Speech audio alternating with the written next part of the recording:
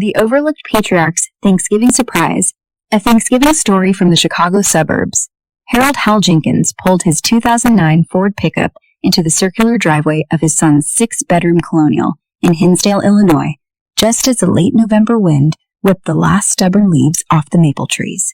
The house glowed like a magazine spread, white lights on every bush, twin wreaths on the double doors, and a brand new Tesla Model X parked next to his daughter-in-law's Range Rover. Hal smiled anyway. He had 2 pumpkin pies and 1 pecan balanced on the passenger seat, still warm from his own oven, and a heart full of hope. At 72, Hal moved slower than he used to, but his shoulders were still broad from 50 years of hard work and his eyes still sharp. He wore his best flannel shirt, the one his late wife Betty had bought him in 1998, and the same wool sport coat he'd worn to his daughter's wedding. He rang the bell. His son Ryan opened the door, wearing a cashmere sweater and a distracted half-smile. "Hey, Dad, come on in. Shoes off, no hardwood." No hug, just a quick glance at the pies. "Kitchen straight back. Ashley's got everything under control, but you can put those wherever." The house smelled of sage and roasting turkey, but the warmth stopped at the foyer. Ashley, Ryan's wife, breezed past in yoga-toned and highlighted, phone in one hand, champagne flute in the other. "Oh, Harold, you made it. We're eating at 4 sharp, so try to stay out of the caterer's way, okay?" Caterers. Hal swallowed the lump in his throat and carried the pies to the kitchen island, already crowded with trays from some upscale place in Oak Brook. His grandkids, 9-year-old Mason and 7-year-old Harper, ran past him screaming about Fortnite without so much as a hello. He tried. Lord, he tried. He asked Mason about school, offered to carve the turkey the way his own father had taught him, even pulled out his harmonica to play over the river and through the wood like he used to when Ryan was little. Each attempt was met with eye rolls. "Dad, nobody wants harmonica with their charcuterie board," Ryan muttered. Ashley laughed too loudly. "Harold, you're so retro, it's adorable, really." Dinner was served at a long farmhouse table that Hal himself had paid for 3 Christmases ago. There were 16 guests, Ryan's co-workers, Ashley's Pilates friends, a few neighbors Hal had never met. Hal was directed to the kids' table in the corner, a folding card table with plastic plates and juice boxes. Ryan clinked his glass for the toast. "To family," he said, smirking toward Hal, "and to the people who make all this possible." Everyone raised their glasses except Hal, who was busy cutting Harper's turkey into tiny, the way she liked it. Later, while the adults drank bourbon in the study, Hal cleared plates because that's what you do when you're raised right. He was stacking china in the kitchen when he heard Ryan and Ashley through the pantry door. "We need to talk about Dad," Ryan said in a low voice. "He's getting worse.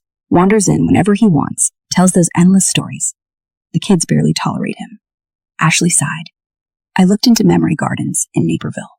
Nice place. They have a wait list, but with his limited resources, we could probably get him on Medicaid assistance pretty quick." Ryan chuckled. "Limited resources. Good one. Once he's in, we sell that falling down house of his, pay off the Tesla, maybe finally take that ski trip to Aspen." Hal stood frozen, a stack of plates trembling in his hands. Limited resources. They had no idea.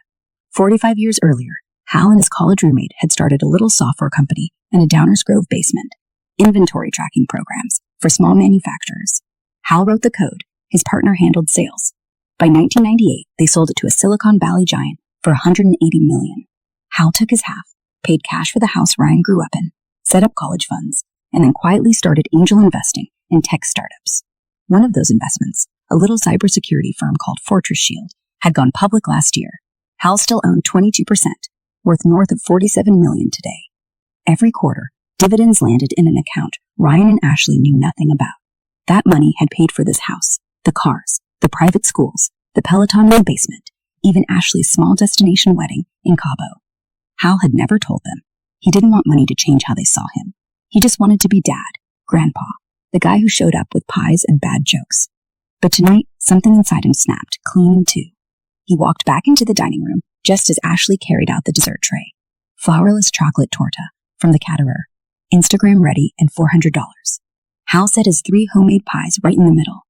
"Mind if I say something?" he asked quietly. Ryan waved a hand. "Sure, Dad, just keep it short."